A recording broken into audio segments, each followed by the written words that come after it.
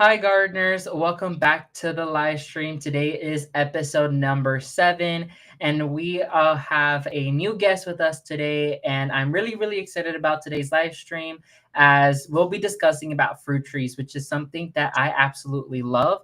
And it's something that I do as my form of gardening in particular. And so I want to go ahead and introduce you all. My good friend Connie over from my Food Forest Journey channel over there. So I'll go ahead Hello. the showcase to her for a little bit for her to introduce yourself, how you got into gardening, what's your channel about, what are your plans for your channel, and everything like that. So go ahead. Hi, my name is Connie, and I my when I was growing up, my great grandmother, she had where we lived. What I didn't know was a food forest. We had a pecan tree, we had passion fruit, we had mulberry trees, we had Suriname cherries, orange trees, tangerine. I mean, you name it, we had it. It was out there. When it was time to go out and play, we went out and played and drank from the water hose and ate from the yard. And I want to create that for my grandkids and for my daughter. You know what I'm saying? And a lot of it too is for health reasons. Like I have gut issues. So I know if I plant a lot of things that have to do that are gelatinous, like okra, or like behind me, you see this big old bell spinach back here, that I come out and snack on when it gets hot outside or make salads. They have big leaves on them and you can make wraps out of them and different stuff. But okra and just different things that would help benefit me and my mother because we have kind of the same problems, inheritance problems and just make a healthier family altogether. So that's what got me doing what I'm doing. I have no knowledge in it.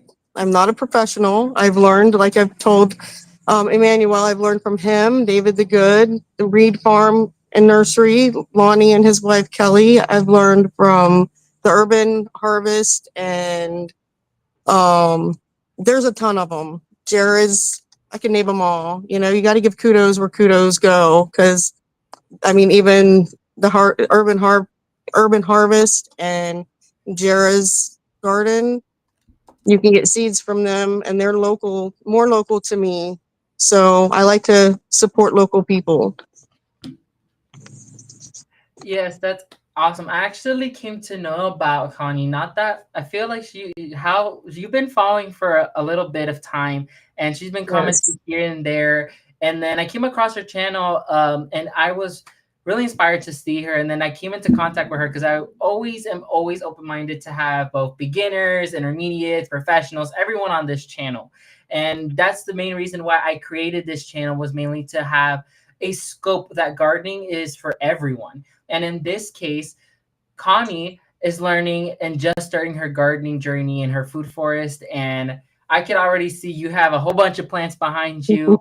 And Yes. so I'm really proud to hear that you've been already starting. And the whole point of food forest is not only to create a sustainable garden, especially here in Florida, that we deal with so much heat that we cannot bear it ourselves, but also to find medicinal stuff and things that are for beneficial for us. I've made multiple shorts before on medicinal plants you should grow. I've made videos on medicinal plants as well. And so food forestry is not only about the fruit trees and the rare exotics, but also about the things that can benefit us. If not almost all the plants we grow have some type of beneficial factor in them, whether it be gut health, heart health, respiratory health, anything you Cholesterol. exactly everything and anything you could think of. Almost every plant out there has some type of beneficial factor mixed into it. So in today's video or live stream, we'll be covering more on the spectrum of fruit trees because fruit trees, if you go ahead and we think about it, fruit trees are way more harder to grow than regular herbaceous plants as they can require certain things more, a little bit more care, a little bit more of maintenance, let's say, because they are more hardier plants to grow. And so when it comes down to fruit trees, I feel like it is like a hit or miss with lots of gardeners. If they start with fruit trees and sometimes their fruit trees never produce or their fruit trees just never do really, really well, then they tend to lose that inspiration behind it. And so I definitely would say that it's a topic we could discuss about. And so I would love to hear your experiences on fruit trees, Connie, and what fruit trees are you growing. The very first question we'll start off with is, what fruit trees are you currently growing in your backyard? Okay, well, it's the front yard. My backyard belongs to my dog, and I let her take over the backyard. And she's a Great Dane, so if I try to plant anything back here, it would get trampled. This part, I actually have a fence around. But the first guild that I did, I I wanted something that would be low acid, something that would be beneficial, something that would grow in Florida.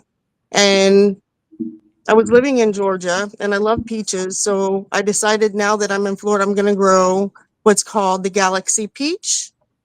And the Galaxy Peach, or some people call it the Saturn Peach, and it is a very low acid peach. I'm not sure if you know this or not, or if I didn't know before I did research. A lot of fruit, even bananas, have a lot of acid in them. So finding things that are low acid and that are beneficial, I chose the Galaxy Peach. And it was the first tree that I planted, and I had planted around it some holy basil. I planted some um oh some some give me a minute. The blue turmeric or black turmeric. I planted a bunch of different ones around it. And then I planted some marigolds and other flowers, you know. If you're just going to do one tree, I have the guild. This one shows apple tree. This is just a guild that I pulled up off of the internet. Anyone can get it. And it's this one. And if you look on here, you can see that with you have just one tree, around the tree, you can plant radishes and raspberry, you can plant clover because you want a ground cover around your tree. The worst thing in the world for a tree is grass. You want to pull all the grass away from it that you can, because any of the weeds in the grass that are going to grow are going to be detrimental to the tree. Some weeds are beneficial though. You can plant some, like plantains are good. Some of these, like clover, like they'll pull up nitrogen or from the air, and they'll give it to the give it to the fruit tree. Like pigeon peas, I plant pigeon peas around my fruit trees as well. I also plant longevity spinach, and I plant Okinawa spinach around them. Just low growing things that will replace weeds. And you can add anything you want in there. You can see on there it's a lot that you put around it. But you like radishes, root crops. Like now is a great time to start your root crops, you know? So just doing the one tree, and when you're planting the tree, let's start from the beginning. When you purchase the tree and you bring it home and you dig that hole, okay, this is what I did. And I put it in the hole. Well, Florida, or after the rain, you know, and you cover it up, the sand settles. It settles. So you want to plant where the roots are above the ground instead of below the ground, because if they're even flush with the ground, they're going to end up being below the ground. And that's what I'm having problems with now on one side of the house. The first trees that I've grown, that has been a big issue. I've actually had to go back in and dig up the trees and put the dirt that I dug up, you know, put down underneath it, and then start all over. So that was my mistake I made on that side of that, on my first little guilds that I was doing. So I learned from that mistake, and I decided to just make mounds. Like, sorry about my voice. Make mounds, and I just made a whole mound, like all the way around the perimeter of the yard. And then I just amended the soil and I start planting things in that. So it's higher up off the ground. This is for Florida growers. If you're not in Florida, it's different. Um, Grass is still the same. You want to keep it away from it, but you have the clay, so you're not going to be sinking down into the ground up there like you would here. I had a garden in Georgia, and it was way different than growing here in Florida. So when I'm talking specifically about Florida area. And when you amend your soil, I like to use worm castings and worm tea. I actually got I got a worm bin, and I use that. I've got to start after I just was injured, so I'm gardening with limitations, okay? And I've been gardening with limitations since the start. And hopefully with this, my limitations will be lifted. And so far, everything's going well. But I haven't got to it yet. But you can make a foliar spray and spray your leaves on your trees with the worm tea. And if you're going to use the worm tea, you're only going to take like 2 or 3 teaspoons to a gallon of water to put over the foliar spray. If I'm saying anything wrong, please correct me because I'm going from memory. I'm not off of any notes. And this is what I've been doing, and I'm hoping I'm not doing things wrong. So, like I said, my channel is a learning channel. I'm learning. Please help me. If you see me doing something wrong, please let me know so I can fix it, you know? And if things are growing right, then hey, everybody wins. Yeah, But definitely. And something we were discussing before we had jumped into the live stream was how Connie was expressing how she's a beginner gardener. But after hearing what you just said, I don't think you're a beginner gardener. You have lots of knowledge to share with us, and everything you said was spot on. When it thank comes down to you. growing fruit trees, grass is its nemesis because it will choke out and absolutely damage your tree. So, for example, some people actually just, if they don't want to make big landscapes or plant more, something they do is just make a ring around their fruit trees. But why not maximize every inch of ground you have? And that's Absolutely. why our motto here in food forestry is creating lawns to food forest. That's what we want to do. And so just like how Connie stated, there is levels of food forestry and you have to do it properly because if not, your food forest won't thrive. And something I love that you mentioned is the earthworm castings because that is black gold for every fruit tree and every plant and food forestry as it is organic matter. And like how I say, use what you know the most. I'm not here to judge you, but in organic gardening and in food forestry, you will always have the best results with organic matter, whether that be compost, whether that be food scraps, whether that be earthworm castings, doesn't matter what it is, you will always have success with it. And so I agree with every single point Connie stated. So Thank you. love it, love it, love it, love it, love it. Another thing I do is on garbage night, instead of throwing everything out in the garbage food from the refrigerator or even from the cabinets if it's the expiration date is up, I dig a hole next to the trees and I plant my leftovers and I cover them up, you know. And even if it's not next to the tree, I know that the mycelium underneath there will connect it eventually, and it will benefit the tree eventually as it See, breaks down. that is amazing because I've done it myself. I made a video also before on how to properly feed your banana trees. And I'm someone who loves bananas. I have over 7 banana trees in my garden right now. And I have way more because I've gotten way more different varieties. I love growing them. But they're huge, heavy feeders, just like any other fruit tree. And just like what Connie said, instead of throwing out those foods that are packed with those good minerals and when they decompose that nitrogen and all those good stuff, dig a hole next to your fruit tree. Don't be afraid, don't be embarrassed, don't be ashamed. Dig a hole next to your fruit tree. Doesn't have to be exactly touching the tree, if not a little bit away from the tree. Dig a hole, place everything down in there, dig it back up, and leave it as is because that is the best way to feed your plants. And that is something that I stress a lot with gardeners.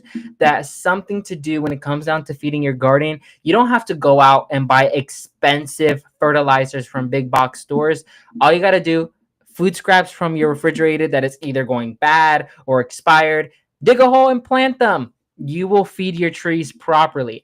I do buy the Espoma bioturn fertilizers, as that is great for seedlings and any plant that is just beginning, as it is less powerful. So I buy that, but that's pretty much it. And that's even an organic feed as well. So feeding fruit trees is essential when it comes down to growing them, because you want to have good fruits. You want to have delicious fruits. You want to have your tree producing many fruits. And to do that, you have to properly feed them. So everything that Connie said, I back up, in which that feeding them, it's very simple and very effective. So I love it. Yes, thank you. And I So was going to say also, sometimes when I go out there to the trees, you see like we get these big old grasshoppers. Okay, they're mm, huge, and then you just see them and they're tearing up the yard. You know, you see them eating your plants. And when I seen a whole bunch of them. They were all around. It was a peach, one of the peach trees that I have that was gifted to me, that it needed some tender love and care. And I come out like early this spring and I see it covered in the baby locusts. You know what I'm saying? But I wanted to, just take them and make them all go away, and light them on fire, do whatever you can to them. But I learned from Lonnie Reed from Reed Farms says just leave them, because they will bring in beneficial birds that will help. So the first year I destroyed every one of those things that I could find. But this year I've just left it be, just to see, they didn't tear up anything really. I don't really see much that they have tore up besides a canna lily behind me. But as far as the trees, they've done really well. that's awesome. So I actually want to go through and say hi to a couple of the people who are with us in our live chat. So we have our amazing moderator, Jay Dixon, with us. So thank you so much, Jay, for being with us. Amazing person, amazing moderator. Thank you for being here. We also have Shawnee Gross, which is another moderator with us. I was just on her live streams a couple of days ago, and so I love all her live streams. And I saw she was curing garlic the other day, and I was jealous by what she was growing, because us Floridians cannot grow garlic like some people, which I wish. And then I also have my garden auntie, South Florida Sunshine Tropicals, here over with us too. She will join us later on in the growing season. And so I'm excited to bring her along with us as well. Let's see. I think I did see a question for you, Connie. Let me go see where it is. Okay, let's see. I did see a question. I saw my name highlighted with a question mark. So let's see. Okay, here. So my garden auntie is saying, Connie, what zone or area are you located in Florida? I'm in zone 9B. I'm over up near, I'm about 30 minutes from Daytona Beach, inland. But I'm sort of near Ocala National Forest. I'm in between Ocala National Forest and Tiger Bay National Forest. There you go. So she's in 9B, while I'm in zone 10B, which is one zone entirely different. So But we're pushing the zone. We can push zones. literally. Okay, because I'm trying to push some things from up there and from down there. You know what I mean? Just Yeah. got to kind of push those zones and see. And one thing, growing trees or growing anything, just know and prepare that not everything will make it. And just like when you plant it, just say a little prayer and do what you do, and it will live or it won't live. And Right. it's something that's going to live or it's not going to live. Good luck. You do the best things that you can do and say good luck with it. I 100% agree. When it comes down to planting my fruit trees in my backyard, I just do my little prayer and I hope that they do well. Because with food forestry, I realized that it is really easy to grow lots of plants, but not all of them are 100% going to thrive in your garden. Because what I realized is, although let's say me and Connie are in Florida, but that doesn't mean what could thrive in my area could thrive in her area. It's so weird how everything is growing differently in every single garden. And so what I realized is, have faith that it will grow, but if it doesn't, it's just not meant to be, and go for something that will thrive in your garden. I also see we have someone else coming onto our live stream. Keith, welcome to the live stream. He says, I'm going to grow an avocado tree from a seed, and I'm going to try a peach tree from a seed. That is an awesome idea. Something I would recommend though is, since lots of us gardeners grow fruit trees from seed as a grafting fruit crop, because what we do is lots of the seeds grown from avocados or any fruit tree in general, sometimes they won't grow and produce the same fruit that you originally want them to. So what I would recommend is use them as a grafting plant. So you would grow it by seed, and then when it comes to a certain maturity, then you'll graft onto a variety that you know of. That's why I use lots of my avocado seeds and peach seeds and mango seeds. I use them for grafting mainly, so I know what variety I'm receiving off of that tree. Nice. So let's see. Yeah, because growing fruit trees from seed is a journey that takes up a couple of years that I've Mm-hmm. known. There is some fruit trees though out there that actually take less than a year to produce. For example, there is the Jamaican strawberry tree as well as the peanut butter fruit tree. Those two trees, if you grow them by seed, you should expect fruit from them within a year, if not less. I And have both so of those trees. That's cool. exactly. And so they are so quick and easy to grow. I had my Jamaican strawberry tree for about a year or two, but I just removed it. But it started fruiting for me a year into it growing. Same goes with the peanut butter fruit tree. I had it for a year. It started fruiting as well. So it was such an amazing thing to see how not all fruit trees take decades to fruit. If not, I think it's mainly like the avocados and peaches and apples and whatnot that take decades to produce from seed. But anything like that, like a Jamaican strawberry tree or whatnot, takes its time. I also realized that I had a vanilla panifloria, so a vanilla vine, a vanilla bean vine, and Mhm. it actually flowered for the first time this year, and it's not even 2 years old.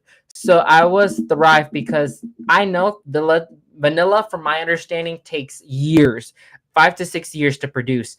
And my vanilla vine produced in less than 2 years. So I Wow. was so happy to see that. Unfortunately, I got to the flowers a little too late. So I didn't get to pollinize them by hand because vanilla can only be pollinized by hand. And so I missed that session, but now I know that the next session of flowers, which should be next year, I'm gonna have vanilla beans. I'm gonna make that a fact. Yes, that's pretty cool. I can't wait to see those photos Yes, it's gonna be and so videos. fun. Do you have vanilla vines growing in your backyard? No, I don't. I do have passion fruit vines growing back there. I do. Vanilla vines after next year. First of all, I have to maintain everything that I've got growing now. And I've got Mhm. a lot growing. So once I get this stuff going, I still have seeds and I like putting them in places and then I wait, like I'll read the packet and I make sure, okay, it needs this amount of sun, this amount of water. So I put it in this space that I think that it will do well. And then I forget about it. And later, several months later, I see it growing. I see something growing. I forget, that's kind of what I've been doing. I'm gonna have to send you a vanilla vine soon. That would be fun. I just have to send you one because they're so fun and so, because since they're part of the orchid family, they're so Mm-hmm. easy to take care of and they are amazing. I just love them. Aw. I just love Well, them. I think that orchids are beautiful, and I know they would do great in these oak trees, but I've never had one, and that's one thing that I've always wanted to try was an orchid. Yeah, So that would we're be gonna have to fun. set something up because I need to send you some. I need you to That send would some. be fun. Thank you. So Shawnee asks, do you have to protect your fruit tree harvest, like mesh bags, cages, nets, traps, Hmm. clay Let me tell spray? you. Let me tell you. Okay, I bought these little mesh bags, and I put them over my peach trees. Now my yard. I've only been here 2 years. I've only been in this on this property for 2 years, and so things are not everything is producing. My strawberry tree is producing, um, and my peanut butter fruit not yet. But a lot of things are they were babies when I got them, but I did put the mesh bags on them. And I think that them waving attracted the squirrels to them more than if I would have left them off. So since the trees are still yay high, they're not that big, but I probably should have taken the fruit off them anyways and let the roots grow. But on a couple trees, 2 trees, I let the fruit grow, but the squirrels got them. I will be netting my trees. The squirrels I can already see are going to be a problem. I go out the front door and you see your pigeon pea and you see the squirrel looking at you while he's grabbing your pigeon pea and run away. That happened the other day. I'm like, are you kidding me right now? So yes, protection is going to be needed. I'm not sure what kind of protection. I know that it's going to have to happen though. I got my cat, but my cat is just not doing enough. Got to figure something else out. Netting. I seen another yard driving to my son-in-law's house, and on that back road there was another. I seen another food forest. I knew it was because I seen everything. All the trees were covered with Mhm. mesh bags of some sort. So that is definitely what I'm going to have to be doing. My neighbor grows some pineapples, and she showed me her pineapple where the squirrel had gotten in it or something. So yeah, there's a lot of issues, but I'm Wow. going to win. Yeah. I will win this battle, or I will at least give them enough food to eat with everything that at least something will be left for me. Yeah. So Yeah. And we'll I see how that actually goes. love peach trees. If not, peach is my favorite fruit of all time, and I've always wanted to go ahead and grow some peaches for myself. However, I have three peach trees, three, and never have I had a fruit from them. This year, I had a tree that produced a fruit tree, or some two peaches, but they fell off, and Oh so no. I am so dying to get some Right. peaches from them because I have a Prince tree, a Snow Beauty peach, and I forgot the other one, but I have a Tropic Beauty, I think it's called. Um, tropical snow peach. yeah, there you go, there you go. I want them so badly, and so I really been trying. I have some in containers. I have one in the ground. They all have flowered, but they never like they've produced many buds, but then they stop Mhm. there. So I Why don't do know you what think I'm that's doing wrong. happening? What's happening with that? We got to I figure have that no out. idea. Yeah. What do you do with your peach trees? Because since I know that you had some peaches, Mhm. I want to know what I could possibly doing wrong because I've grown them in different parts of my garden. I have done multiple different things, but I've never had success with them. So I want to know, what are you doing with your peach trees? Like, give me a Well, rundown. well, first of all, I buried them too deep. Okay, so maybe bury them a little deeper and dig them back up. No, they produced before I knew they were they were too deep.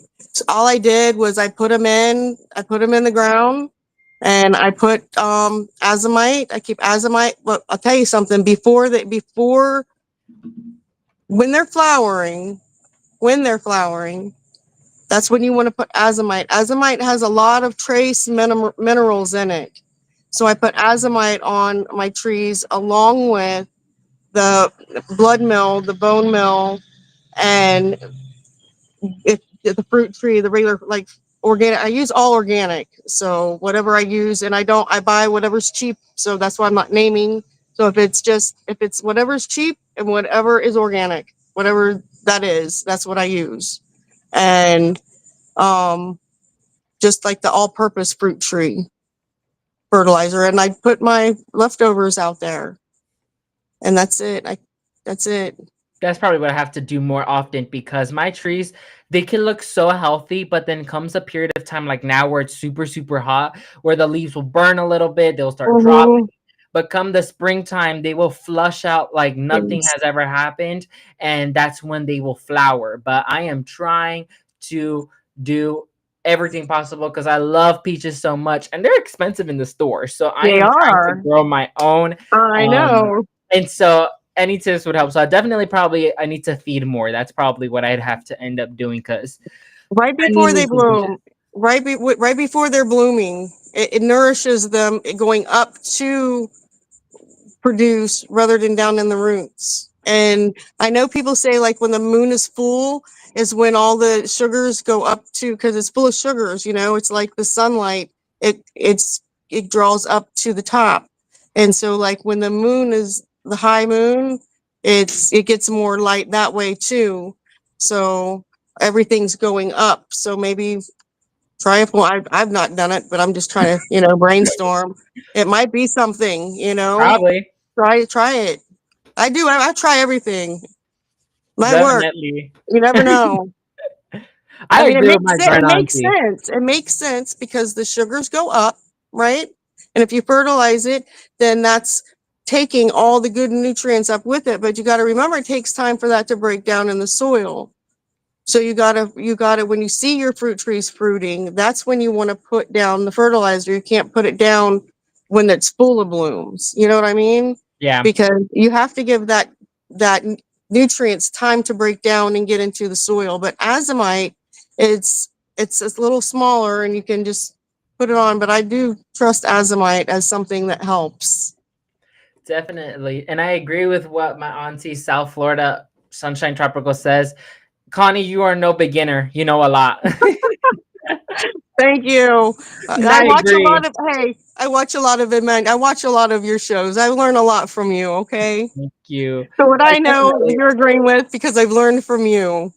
we come to learn about a lot when it comes down to gardening. And I've been in the industry since I was 7 years old. And so of course, I learned a lot over these past few years, and both in the medias and outside the medias, I've learned a lot. However, it's always fun to see the community of gardeners that we have that are true gardeners, because I've also realized that there's some gardeners out there that just do it for the channel and for the monetary purposes. But us gardeners who like Connie, myself, David the Good, and everyone in the chat who has a channel, we all do it because we have a passion and love for gardening truly, and food forestry in general, because we Mhm. love growing our own food. We love having our hands in the dirt. We love absolutely everything about gardening. And yeah, sure, there's some downfalls like weeding and whatnot and dealing with that Florida heat, but it's all worth it at the end of the day when it comes down to those harvests. I absolutely love harvesting. I love showcasing all of you guys what I harvest. For example, this time come around, I had grapes that I had divined for 4 years now, and last year produced only two little bunches of grapes. This year, I think it produced like 10. So it's been Wow. incrementing its production year after year. So I'm really, really proud. And so to kind of get more into, I know you mentioned to me a bit about the layers in food forestry. It's Mhm. really important we discuss about the proper layout of landscaping. And so can you please cover a little bit about that with us? Absolutely. Let me get my glasses back on.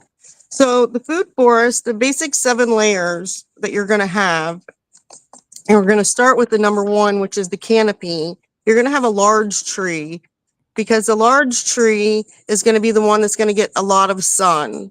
But the large tree is also going to take a lot of time to grow.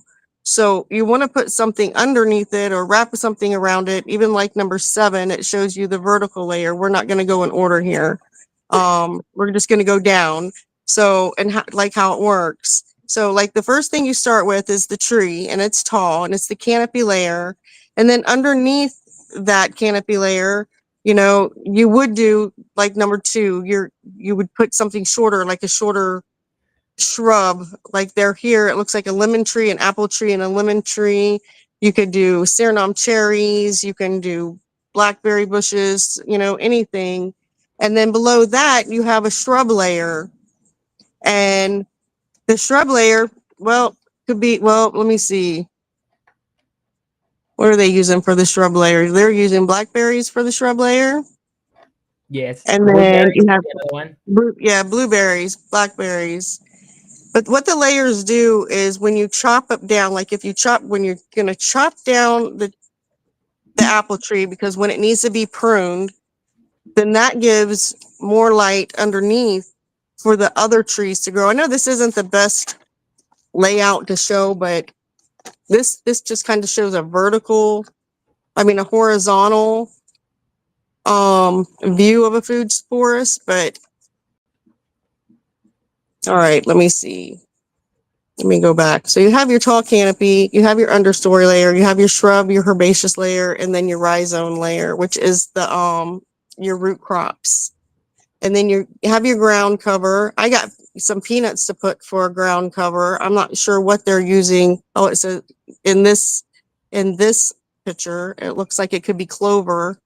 Yes. And then the vertical layer that goes up the trees, that could be anything from passion fruit to even my little pumpkin vine I have growing up my trees back here. Anything can be used um, as that layer. Kiwi, isn't kiwi a vine? Yes. Kiwi could even be another vine layer if you wanted to do that. I'm not sure. I've never grown the kiwi before. Is that have you ever grown a kiwi? I have actually. When I grew up, I think I would say like 2 years ago, when I was a worker at my former nursery in Parkland, we actually received a couple kiwis plants that were rare and they were new to the Florida varieties. And so I got one because to grow kiwis, you need a both female and male plant, one to pollinize and the other one, of course, to produce. And I grew it. However, I feel like that variety was a testing variety or a variety that was in its experiment time Mm-hmm. because it grew, it vined out nicely, but never produced, and it ended up drying up not that long ago. Hmm. And so I no longer have it. I want to get some more vines of kiwi because a kiwi is another fruit I absolutely love. But I would have to say, since kiwis grow, I would have to say in a little bit more of a colder climate. But I know they're working on creating some more tropical varieties. And so I definitely want to get my hands on some more kiwis because they're fun. And so I would want to definitely try some more out. So yeah. How do you grow your vanilla bean vine? So my vanilla bean vine, just like an orchid, does well underneath any type of canopy, like how you mentioned. However, mine's is actually growing on a fence, and Okay. it's actually a plastic fence, and surprisingly, it's attached itself to it. Oh, And it's in a shaded area because the vanilla requires shade to grow properly. And so, but I would recommend it being on a live structure, so a tree. That's what I'd recommend it mhm. growing on. And so that's where it could get like the water runoff from the tree, and it could get some nutrients shared from the tree when you feed it as well. So I would say growing vanilla would be preferably on a canopy layer. However, if you have a wooden fence, you could grow it on that as well. Or surprisingly, if you have a plastic fence, you could also grow it on that as well. But it Right. has to have like holes in it. It can't be a solid plastic fence because it won't attach itself to it. But realistically, you could grow it on a trellis, on almost anything. But I would prefer it to be on a live Yeah. structure. I could grow it right back here. Right on one of these Exactly. ones. Yeah. Cool. We have the Wickershire Project off grid with us today as well. Make sure to go check him out as well. He has an awesome channel as well. So let's talk about. I know before we hopped onto the live stream, you also had you wanted to discuss a little bit about the seed starting trays. We're gonna Yeah. go a little bit off topic from the fruit trees, but I want to discuss the seed starting trays as well. Yeah. This is all beginner stuff, right? Even for even. So I just wanted to share my experience in growing from seed and seed starting. This is what you usually get at the stores that come, whatever big box store. You can even order them, but they're used for one time or maybe two times and get thrown away.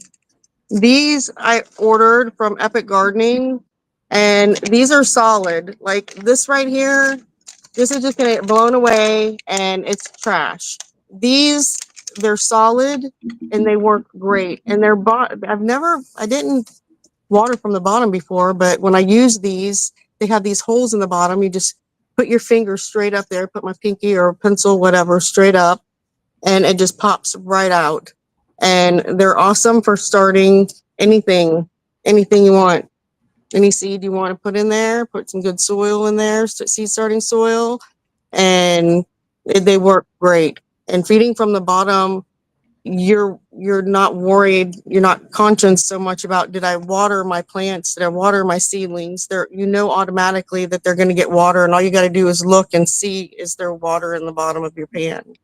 So I do suggest these these ones right here, or they have different sizes. So you can go on to Epic Gardening and you can look and um, see what they got. I think they come and get different colors too now. I think they have them personalized for different colors. I bought these a couple years ago when they first started. Yeah, And definitely. I've actually, if many of you guys don't know, I actually became an Epic Gardening ambassador. This year, I was invited from his team to be a part of his team. So, if you want a little discount on the seeds trays, you can use my discount code, the Ultimate Gardener 5, for a discount on your order. I think they actually just announced that they are coming out with pink trays, if I'm not mistaken. okay, The ones I use is the 6 cell trays because those are slightly bigger and better yes, for bigger type of seedlings and they could last longer. And like yes, how I was discussing with Connie before we jumped onto the live stream was they're so convenient because of the fact that they have that huge hole in the middle or in the bottom. So you could just pop them out with ease without disturbing the roots so much. They are perfect for well draining as well because with seed starting, you cannot have them sitting in water. So you have to have good drainage. And they have those slits on the side of the tray. mhm, And so that allows with proper aeration and once again while draining. So I love those trays. Those trays are absolutely amazing. They are reusable time after time after time. You could even stand on them and they will not break. yes, I've trust me, I've yes. tried it. I've tried it. And so definitely And it, consider getting some. They're so worth the investment. They've come out with beginner starting kits. And so definitely try those seed starting trays. and they, I like the slits. I know you said aeration, but it keeps them from getting root bound, going round and round. Wherever there's slits where they can get air, they just stop growing. It's weird. It's crazy, but it works. It's Science. awesome. It's awesome. It's absolutely awesome. I'm absolutely love it. And Yes. they're coming out with other products. For example, I made a video not that long ago. If Jay, you could go ahead. I think that was actually the last video I did. If Jay, if you could put a link towards it or one of the moderators, I made a video on their garden straw, and that's something that lots of gardeners kind of stayed away from because Mhm. lots of garden straw is treated chemically, it's not organic. Some straw actually carries seeds, so instead of suppressing weeds, they would multiply the weeds you had in your garden. Mhm. So lots of gardeners stayed away from it. However, lots of companies including Epic Gardening came out with garden straw, which is organically processed, doesn't have any chemical spray to it, and it has zero weed seeds in it. So it does its suppressing, it maintains moisture in your soil, so you limit the times you water, and it's organic, so it tends to decompose, and it's a great amender for your soil. So I received that product not that long ago because it's a new product that came out, and it's amazing. I used it all in my raised beds, and it's awesome because I don't have to go out there during the summer heat and water during the day. And so it's just something I love doing, Yes. especially with mulching, because when it comes down to food forestry, one of the biggest things we deal with here in Florida is sandy soil. And so we have to find ways to alternate that soil from that gray substance to rich soil. And by doing that is by mixing. I've done it before where I've gotten wood chips from a local arborist. They've came and Mhm. dropped a truckload for free, and I would go through mulch the entire garden, and then it would decompose, and now my soil is that deep rich soil. I barely see any sand, so I would recommend going through and doing so if you need to do so as a good mulch. Do you mulch your garden, Connie? I do mulch it, and I mulch it with leaves from that I can get from the yard that fall from the oaks. And a lot of people tell me your fruit trees aren't going to grow under all those trees. It's too much acid. But I'm telling you, no fruit trees can grow under oak trees, Mm-hmm. and it's possible. But a lot of people are telling me you'll never have nothing under them oak trees. But I use the leaves from the oak trees. I use the clippings from the grass. I use chop and drop. And I do go to the local place, the compost place, where you can get for $40 4 yards of mulch or topsoil, garden soil, and that's what I do. And um, the mulch is also, if it rains too much, the mulch will hold in the moisture so that the roots won't get over wet. But it also, when it's too dry, it releases it. So we have a whole season of our summer and spring of nothing but wet rain. But then in the fall, we have our dry spout. It's like a desert. This looks like this now, but let me tell you, last fall, like the first season, it looked like it was close to this, but it wasn't quite this. But then fall came and everything was gone, and it was like brown and where's all my green and color? I ruined it. What I do wrong?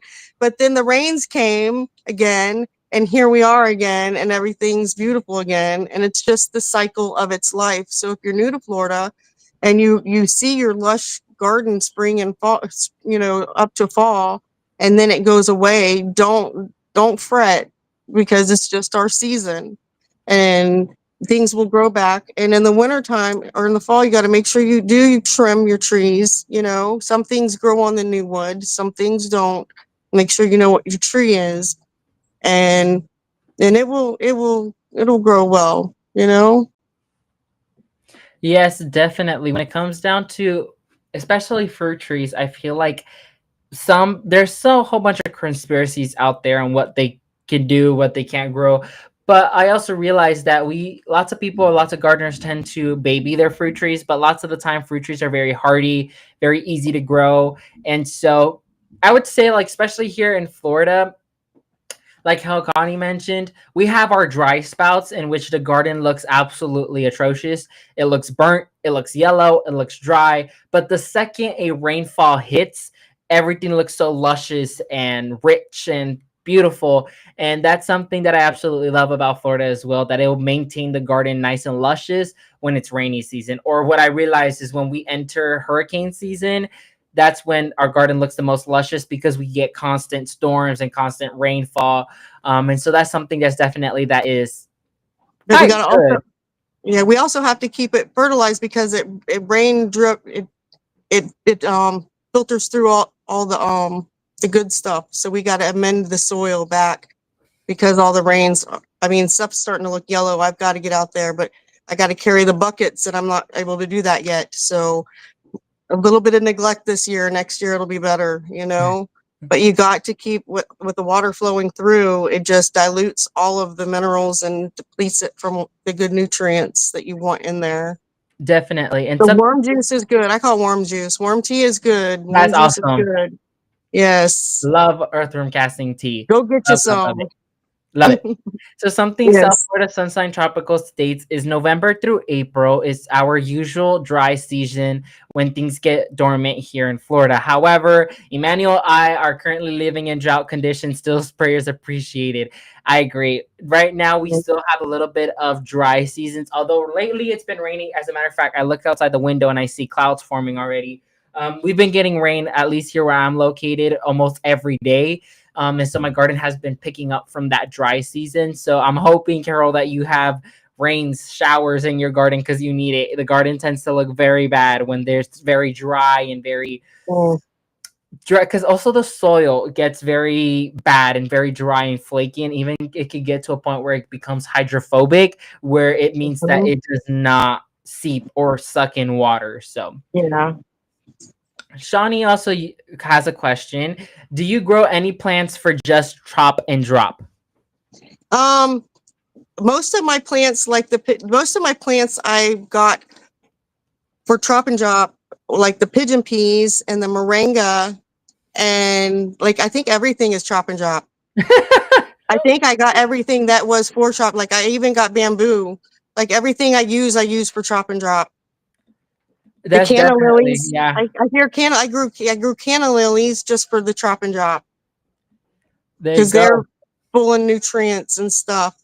So absolutely, even this stuff back here. But the bell spinach is good though because it's like the cassava. If you just lay it down, it will grow up from it. Yep. So It's awesome. I love using chop and drop. As a matter of fact, when I go through and clean my bananas and any tree I do, I just throw the yes, branches and everything on the ground because it is great amender. So there is plants out there that you can grow just for chop and drop, just like how Connie mentioned, like canna lilies, you can use as well. And so there's plants that are meant to be for chop and drop. However, I feel like all of the plants can be used for chop and drop. Just some of them they produce, some of them don't. And so, yeah. like how Connie says, the entire garden is chop and drop. But I mean, but like with well, I can't let things grow to their regular height here because I am in a neighborhood and I don't want it to get so overgrown. I still want it to look maintained, kind of. Mhm. So I'm actually the mound that I put around the perimeter, instead of putting a fence up, I'm doing a live fence. Is kind of what I'm doing. So I have the berm going all the way around, and some of it's going to get chopped because it's going to leave room for the other, like the pigeon peas and the cassava. The cassava is out there growing, and that's chop and drop. But it also great makes for a great fence line, you know. Yeah, definitely. And so when Until the other stuff grows up, that takes time to grow, you know. yeah. And just like how I say, when it comes down to food forestry, not everything has to be crazy in food forest. Like, I also like my trees maintained. I like it to be organized, but as a food forest, if that makes sense. And so Yes. that's where chop and drop comes into play. Something Shawnee asked is, what did we eat or are we eating or harvesting from the food forest this month? Oh, I am doing okra. I am doing I have this lovely tree right here. If I can reach it way over here, probably not. Maybe. Right here, I get all kinds of salads. This right here is the cranberry hibiscus. Um, This one, and the leaves are really good on it. It tastes kind of citrusy, but it gets flowers on it too. I'm getting all my salads from it, from the garden. But tomatoes, Everglade tomatoes, um, blackberries, got some blackberries, my first harvest. I got some the strawberry tree. I'm picking nightshade berries, the edible ones, because there are some that aren't edible, but there's one, it's called the nightshade berry, and it's a little round black purple berry. And I harvest that, my moringa. So right now, oh, what else? Carrots. I'm still getting carrots. You know, I put carrots in last season when it was time to start carrots, and now it's time to start again, and I'm still harvesting carrots. wow. I'm still pulling carrots up. So we all live in our own little microclimates. Right, right. I Every have a garden to lake their own. at the end of there's a dead end, and then there's a little lake. And I think that brings some more heat in right here. Then I have the canopy of all the oak trees. So that even keeps the temperature different. But our microclimates are, my yard could be different than the yard down the street that gets nothing but sun. Right. So every yard, it's different. It just is different. Yeah, definitely. And in my case, I'm harvesting plantains. I've harvested ice cream beans. I've also harvested Mm. regular bananas. What else? I have harvested Barbados cherries. That produces every single time. I've also harvested miracle berries as well. I've also had my sapodillas currently in flowers, so I'm hoping to get some of that in a couple months because those fruits take a while to get ready to eat. So that's kind of more on my side on things that I've been harvesting. Oh So yeah, I do. I forgot I have my sugar apple. I have one sugar apple um, that's growing. So I haven't harvested it yet though. I have a Relania, and that hasn't produced anything yet as well. Oh, nice. Let's see. My Garnancy says that she has the cranberry hibiscus, that is the green version, which seems to be like the one you have. That's called false roselle. I love roselle as well. Oh yeah, I have roselle too. She says, if you're growing carrots that well, you definitely are not a beginner. Listen, I put them out there and I put them in the wrong place, so I had to transplant them. So I transplanted each of them, and they still grew. I just put them out there. That worm casting stuff out, you know. That Keith worm tea. also mentions how smart pots, you can grow fruit trees with small pots. Yes, you can. I have partnered with them before. They have great cloth pots that you can use dwarf fruit trees in. I've actually had a line of citrus in their crate liners, and they did amazing. So yes, you can use smart pots, and it's awesome. I love them as well. Let's see. If there's any more questions, this is the time to take it, as we have a few more minutes on the live stream before we go ahead and close it out. Once again, this is Connie over from My Food Forest Journey. She says she's a beginner, but we all doubt that. She's more than a beginner. She has lots of knowledge to share with us. She is in Zone 9B in Florida. lots of us Floridians here. So she gets to grow some of more of the things that we can't grow here in 10B.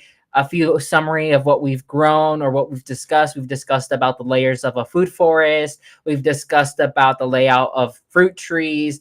We've discussed about fertilizing fruit trees. We've also discussed about peaches and the critters that could go around eating our fruits. We have also discussed surprisingly about seed starting, about the trays. So we've discussed a lot about the things here in today's live stream, and it's been an amazing, amazing time. And so we're gonna go ahead and wrap up the live stream here. So is there any last tips and advice you would like to share with our gardeners, Connie? Well, make sure that you just keep all your tools handy, and close by when you need them, because I know sometimes when I go out to the garden, I go out and I go to pick an okra and I should have my scissors with me, but I don't. So just make sure the best thing to do is keep them outside where you're using them. That way they're there when you need them, and stay hydrated. Definitely. It's And hot out there. it's super hot out here.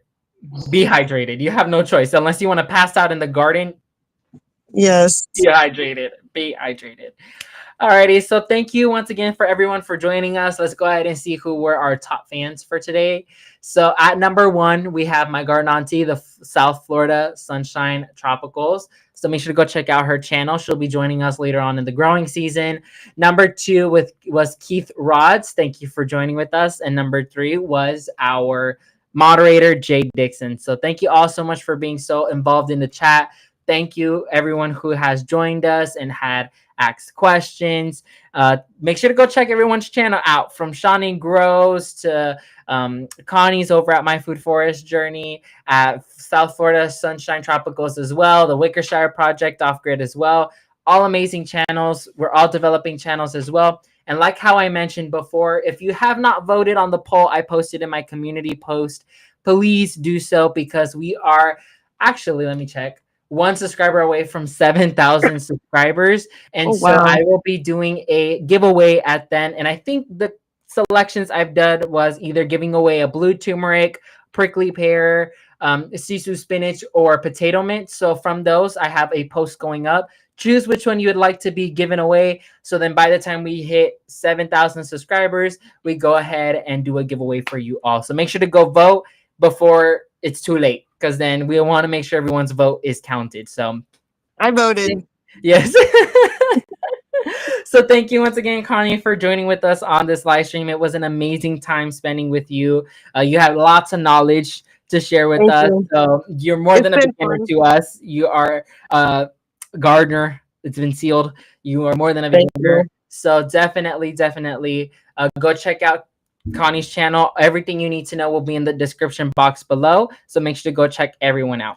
Thank you, everyone. Make sure to join us for next week's live stream, the 20th, in which we will have Nick Rust, I believe. Yeah, Nick Rust, which we'll be discussing about orchid care. And he has a Okay. whole bunch of knowledge to share with us about orchid care. He is the type of gardener who does a lot of those rare and exotic breeds of orchids. He breeds his own.